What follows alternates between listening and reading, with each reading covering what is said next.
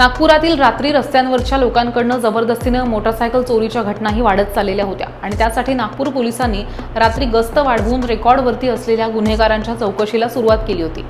तेव्हाच Pachpaoli police station हद्दीमध्ये कृपाणी Shukla यांच्याकडून 3 इसमांनी mobile आणि पैशांचं पाकिट जबरदस्तीने चोरी केलं आणि पळून गेले। पाचपावली पोलिसांच्या डीबी पथकानं तपास करत ह्या तिन्ही आरोपींना पकडलं आणि तपास करत असताना एक मोठी बातमी ह्या आरोपींनी उघड केली।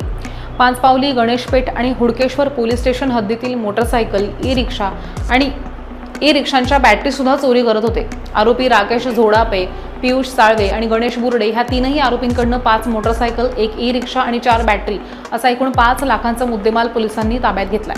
पुढील तपास पाचपावली पोलीस करतायत।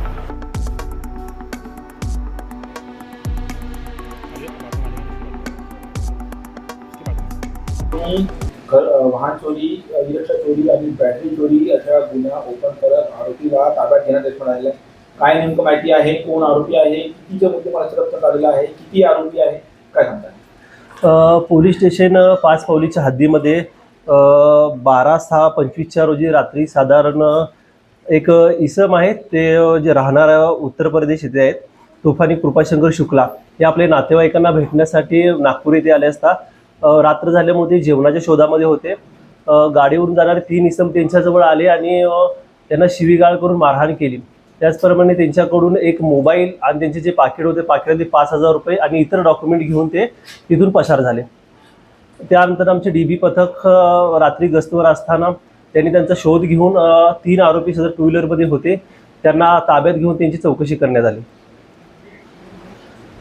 पकडण्यात आलेले आरोपी हे 3 आरोपी आहेत, त्यापैकी 2 आरोपी हे पाचपावली हद्दीतीलच राहणार आहेत आणि एक आरोपी त्यांचा मित्र आहे, तो यशोधराच्या हद्दीमध्ये राहणार आहे। आरोपी आहे राकेश उर्फ खाट्या नरेश झोडापे, हा बारसीनगर पाचपावली येथे राहणार आहे। त्याचप्रमाणे त्याचा जो मित्र आहे पियुष उर्फ दादू प्रकाश साळवे, तो पण बारसीनगर पाचपावली येथे राहणार आहे आणि त्यांच्यासोबत जो तिसरा मित्र होता त्यांचा, तो गणेश उर्फ गण्णा आनंद बुर्डे, हा यशोधराच्या हद्दीतील राहणार आहे। हे सदर आरोपी हे व्यसनासाठी पैसे आणि मोजमजा करण्यासाठीच इकडे तिकडे हिंडत असताना रात्री आमच्या डीबी पथकाने त्यांना ताब्यात घेऊन पुढची चौकशी केली। पकडलेले आरोपी हे रेकॉर्डवरचे होते, त्यांच्यावर पाचपावलीमध्ये आणि नागपूर सिटीमध्ये विविध पोलीस स्टेशनमध्ये विविध गुन्हे दाखल करण्यात आले होते। त्यांना चौकशीसाठी ताब्यात घेतले असता त्यांच्याकडून एक मोबाईल आणि पर्स जप्त करण्यात आली।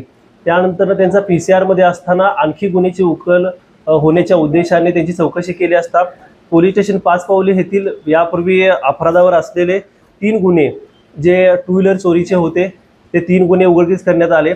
त्याचप्रमाणे यशोधरामधील 2 वाहन चोऱ्या ह्या उघडकीस करण्यात आल्या।